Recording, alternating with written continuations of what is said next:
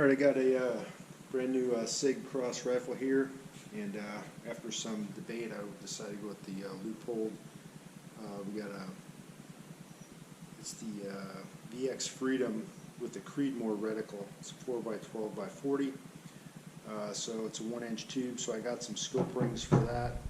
I got some of the Sig Buckmasters, just the medium rise, because it's only 40mm objective lens. I didn't need to go with the really high ones.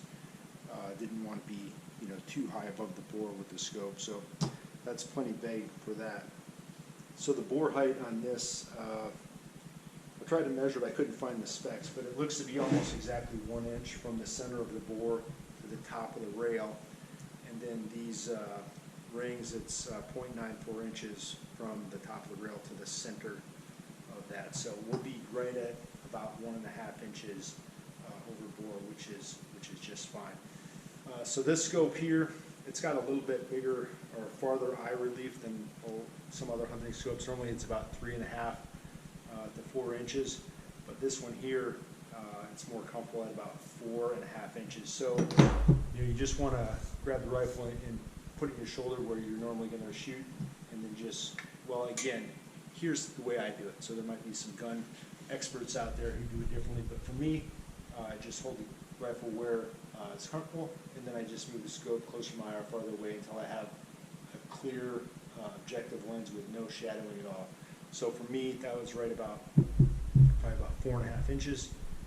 And so what I did then is I just took a paint marker and I marked my spots on the rails, and these are marked here. They have them every other one. So right at T6 and T15 is where I'm going to put the center of my rings, and just unscrew these 4 Allen screws on there. Okay, before I tighten those up, before I even snug them up at all, anytime you're mounting pretty much anything to your gun on the rails, especially the optics, what you want to do is, because there's going to be a little bit of slack in that rail. It doesn't fit in there super tight, right? So there's a little bit of slack. It's only a microscopic amount. But what you want to do is push that forward as far as it will go. And when you're holding it forward, then you can snug that up. And the reason for that is recoil. So after shooting, a couple hundred rounds or whatever, every time you shoot, the recoil is going to force the gun backwards into your shoulder, and that optic or whatever mount you have on there, if it's not already all the way forward, it can shift a little bit forward. So just before you tighten it, push that forward. And now I'll double check this here to make sure that my eye relief is good. There. All right, that's perfect. And I don't have a vise or anything like that. I don't do this often enough to invest on that. So on the side of these scope rings here, it says 65 inch-pounds of torque, and then on the top screws it says 25 inch-pounds. I have a torque wrench here that's set at 65 inch-pounds.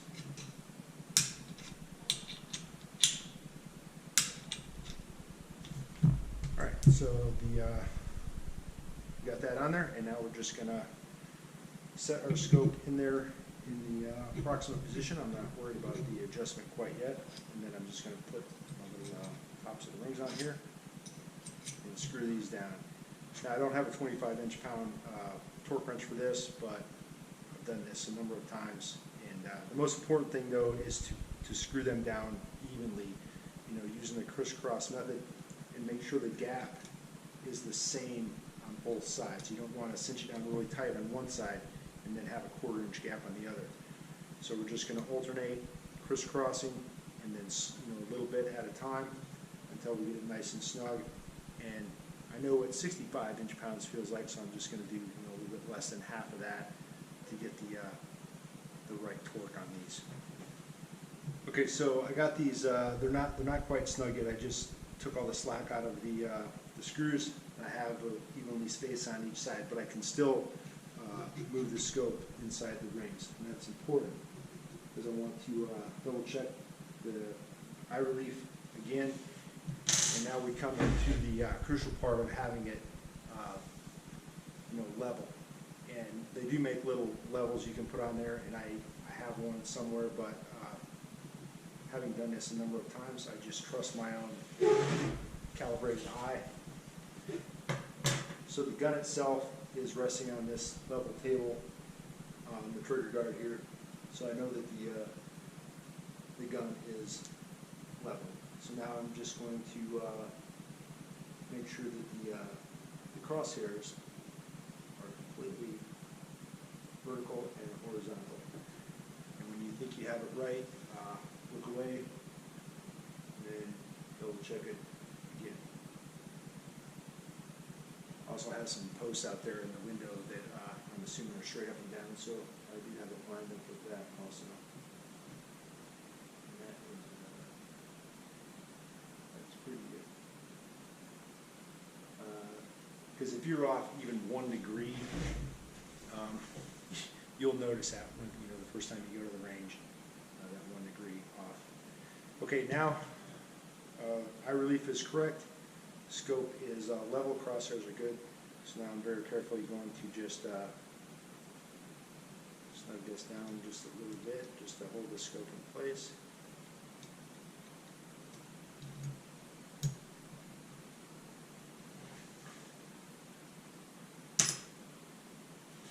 All right, we got it all tightened down appropriately.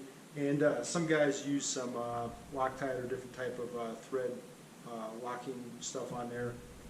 I don't usually use that, almost never on my optics. But what you can do is take a paint pen and you can just mark across the screw onto the base itself, and then you can just at any time look down and see if that screw has moved at all.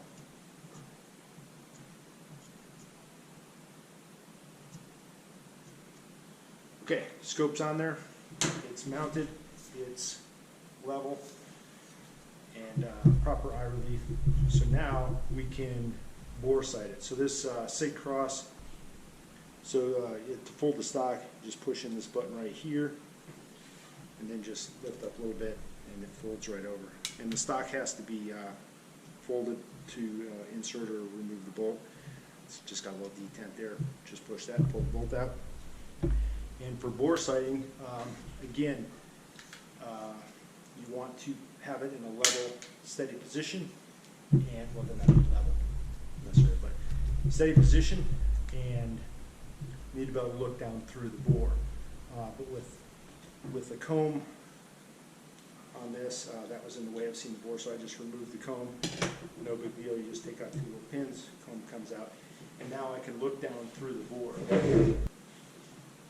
Okay, so I'm looking down through the bore. I have an easily identifiable tree out there, and I have a spot on that tree about a foot off the snow.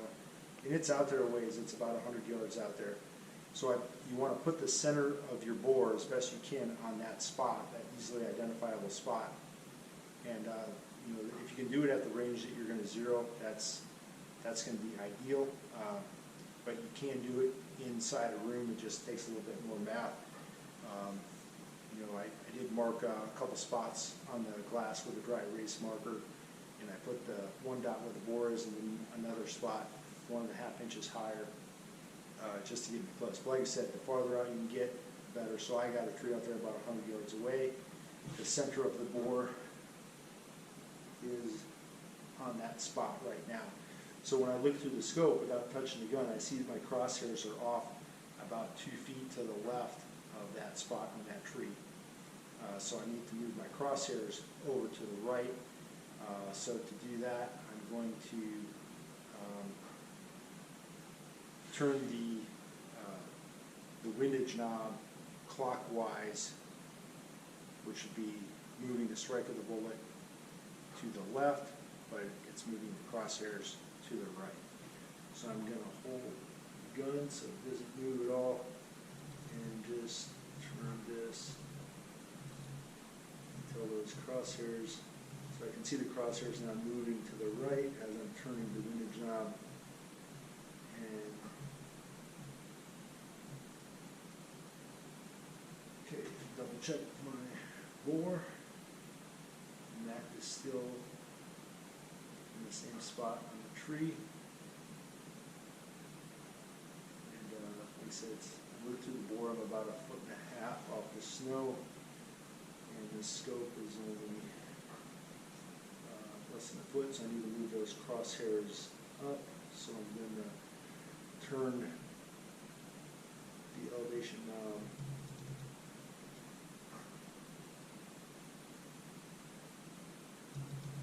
clockwise, and that is moving my crosshairs up.